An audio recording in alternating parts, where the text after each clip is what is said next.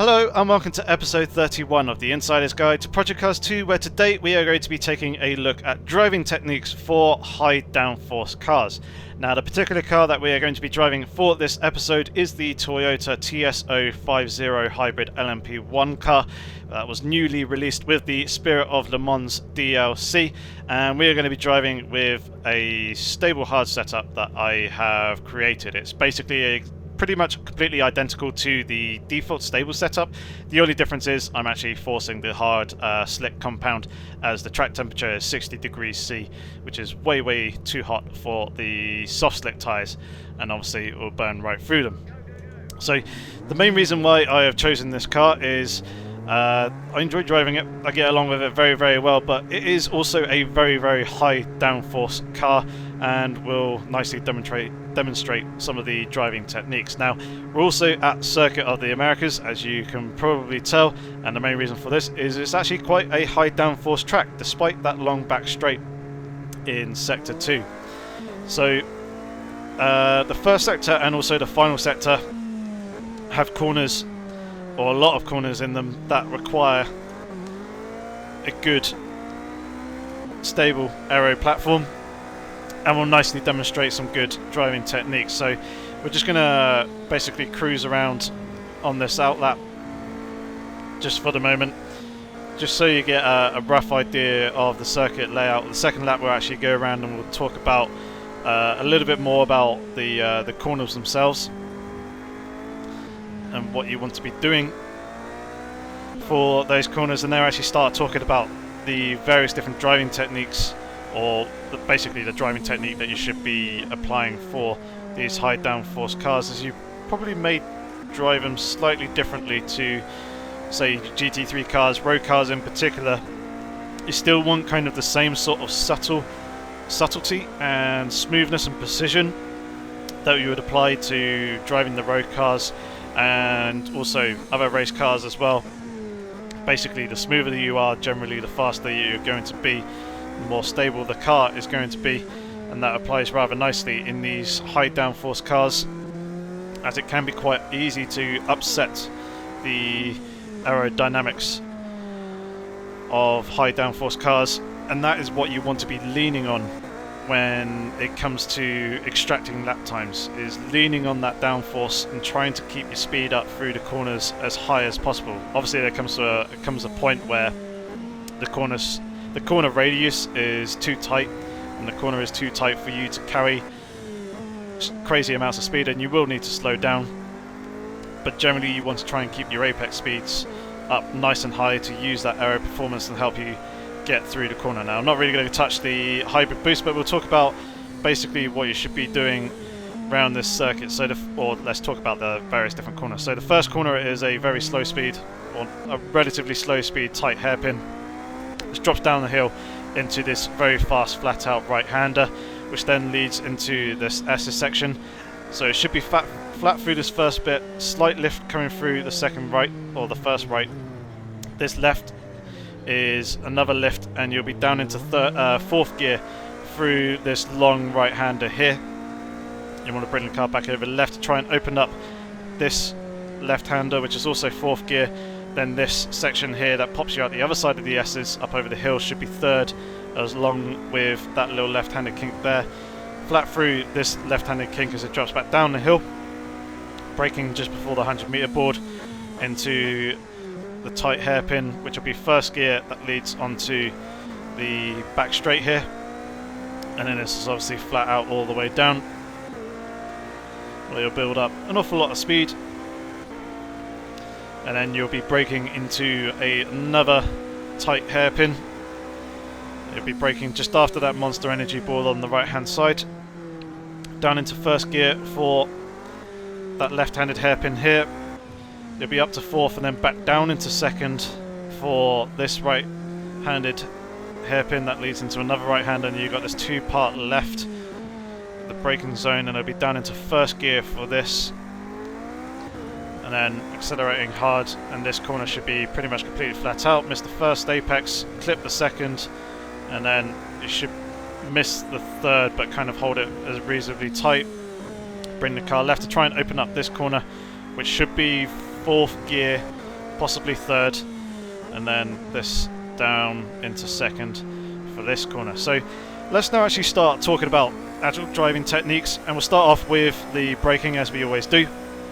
Now with these high downforce cars, what you want to do is obviously brake hard initially, but as the speed actually bleeds off, you're going to ease off the brake pedal, as basically as the speed drops, so does your aerodynamic performance, and the chance of you actually locking the brake if you maintain that heavy braking input is going to increase, as the grip is falling away as the aero performance drops as well. So you want to ease off the brakes as you come in towards basically the turning point, which will reduce the chance of you locking up and also allow you to turn in effectively. So we'll do the same again here, brake nice and hard, and then ease off as you want to start to turn into the corner, and the actual speed, the speed actually decreases, as does the aero performance. So we'll demonstrate it once more again, coming into this very, very heavy braking zone. So we are going to brake nice and hard to begin with, and then as we approach the corner, that's when you want to start easing off the brake. And you should be doing that for all cars anyway. That is good effective braking technique, as yeah, you just won't have the grip that you had at the initial starting point of the braking zone, because you're not having as much heavy downforce pushing down onto the car and pushing the tyres into the tarmac. So keep that in mind with your braking, and apply that here. Now when it actually comes to accelerating out of corners, generally high downforce cars tend to be quite high horsepower engines. So when you come out of corners, you want to be nice and smooth, balance the throttle coming out, and then kind of chase the RPM of the engine, chase it up, and basically start applying more throttle as you start accelerating and getting up to speed once again. So I'll demonstrate it once more, coming out of these slower corners. Obviously you want to start accelerating harder once you've got the car in a more straight line and pointing in the right direction. So there I was able to pretty much just plant the throttle coming out through the exit. See if we can try and balance the throttle a little bit more coming out of this hairpin here.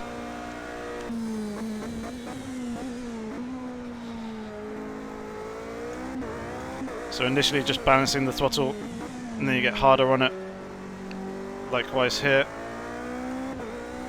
Once I know that the rear end is settled and I'm not going to oversteer, that's when I get hard on the accelerator, and obviously using the hybrid boost in the appropriate places as well to accelerate the car out of the corners. And that was very, very nice. Last corner.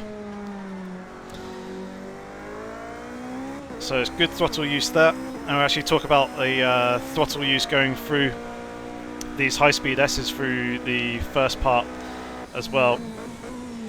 And obviously you want to try and carry as much speed and flow the car through the S section as much as possible to try and get that good lap time. So we'll be flat through this first part, slight lift, slight dab of the brakes between each of the bits there as well, balance the throttle coming through here, lift, kind of coast the car through, and then get on the accelerator. And basically through those S sections, the high speed corners, you basically want to try and keep the car as stable as possible, try and keep a nice solid aero platform for the aerodynamics to actually do all the work for you. If you're constantly jumping on and off the brake and the accelerator really heavily, and you're putting in an awful lot of steering input and chucking the car left, right and centre, the aerodynamics of the car aren't going to like that. You're going to upset the airflow, and you're not going to get the grip going to the tyres that you want, and you end up unsettling the car and then having to fight it. So coming through here, pretty much completely flat out.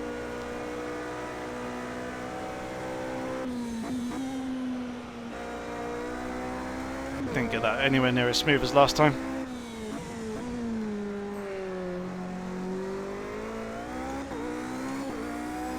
And accelerating out. So what you want to be doing is trying to keep the car as smooth as possible.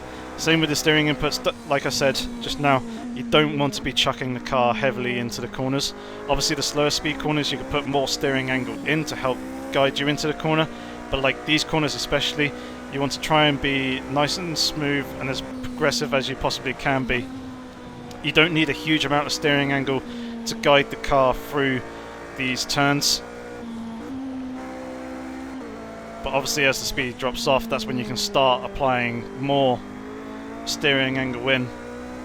But at the higher speed you kind of want to try and keep that steering angle as shallow as possible, and the aerodynamics will do the work. They'll help get you through the corner. The cars generally tend to be very stiffly sprung, and initially at that turn-in point you'll have an awful lot of grip and a lot of very sharp direction changes. So with that, where you've got such high response rate from the aerodynamics, if you are chucking the car around heavily and putting an awful lot of steering input going from left to right, or right to left, sorry, you will upset the balance of the car. The rear end may not be able to follow what you are demanding from the front, and the rear tyres will just completely give up grip. So coming through here, nice and smooth look. Try not to put too much steering angle in. I just ran a little bit wide there as my line through that corner wasn't all that great. So you want nice, smooth, sweeping, flowing lines through the turns, and try and keep that aero platform as stable as possible to give the aerodynamics the best chance of doing their job and working effectively. If you are things like bumps and attacking curves very, very aggressively, is going to upset the aerodynamics of the car. So with these curves you kind of want to be just kissing them just a little bit, not doing that and getting heavily caught up on the curbs. Those curbs coming through the S's are actually really quite aggressive anyway and quite grabby, and if you get your wheels quite heavily out onto them, you will upset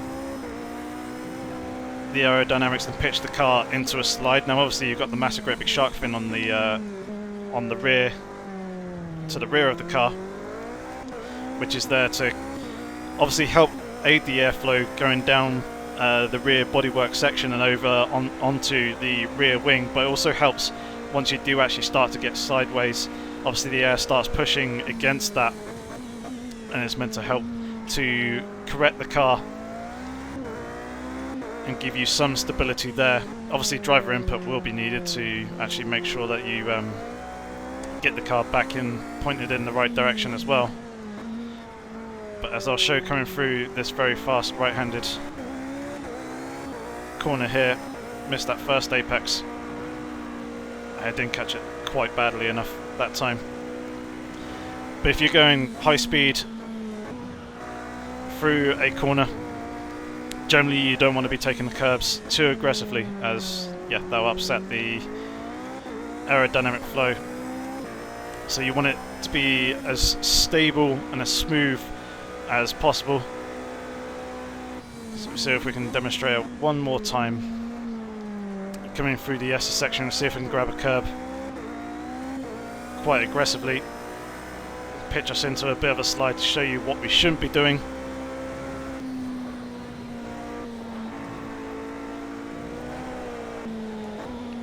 I didn't really want to let go, but yeah, we lost all the front end grip there.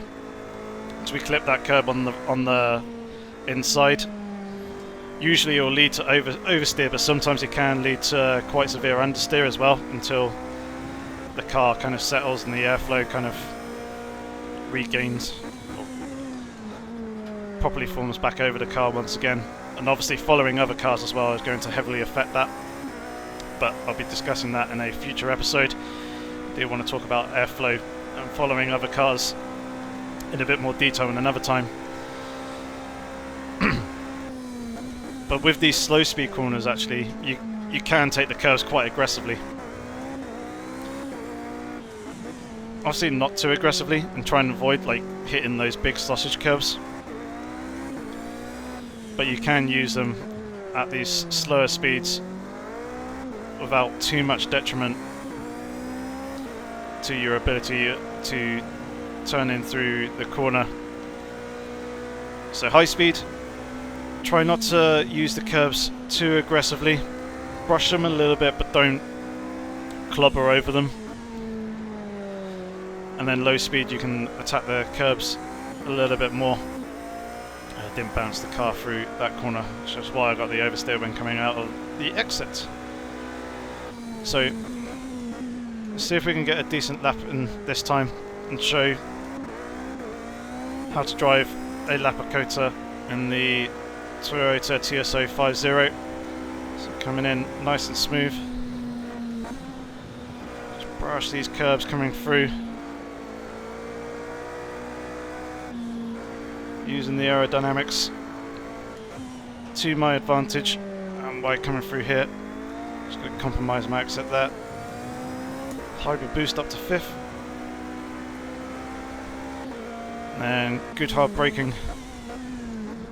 Ease off the brakes as we come into the turning point in the apex. Good exit, full shot of the hybrid boost coming out the exit here.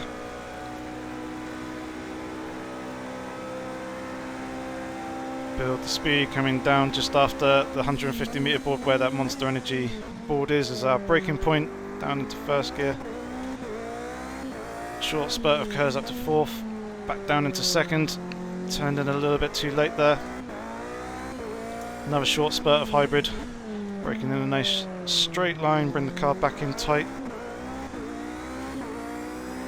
Hybrid up to 5th, completely flat through here. Try and avoid the curb on the inside. Nice smooth line.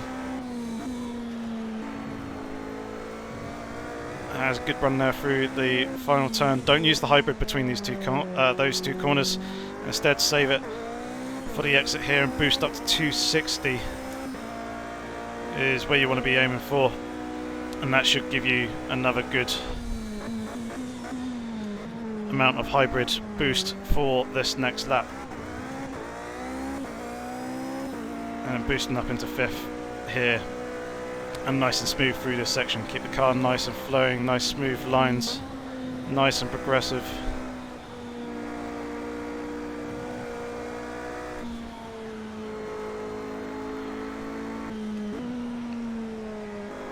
A little bit better, a little bit tight that time. But got caught up slightly on the exit of that curve coming out the other side of the S's. So that is kind of the driving techniques that you want to be applying for driving high downforce cars. Be nice and smooth, try and keep the speed up as much as possible, obviously providing that the radius of the corner actually allows for you to keep up that speed, and lean on the aerodynamics. Be confident with it, don't chuck the car into the corners, and don't be too aggressive with the accelerator and with the brake when going through those high speed direction changes. Try not to take the curbs too aggressively at the high speed. Once the speed starts to bleed off, that's when you can start taking the curbs a little bit more, start putting in a bit more steering angle. But generally, those are kind of the driving techniques and some of the pointers that I wanted to give to you guys when it comes to the driving techniques for driving high downforce cars. So that is going to be it for this episode. If you have any comments or questions, feel free to leave them down in the comments section below. If you enjoyed the video, give it a thumbs up. If you've been enjoying the Insider's Guide content and the other content that's been going up on the channel, feel free to consider subscribing to the channel. It will be very much appreciated. Likewise with shares and all that other good stuff. But otherwise, until the next episode, thank you very much for watching, guys. Hopefully I shall catch you soon. Take care.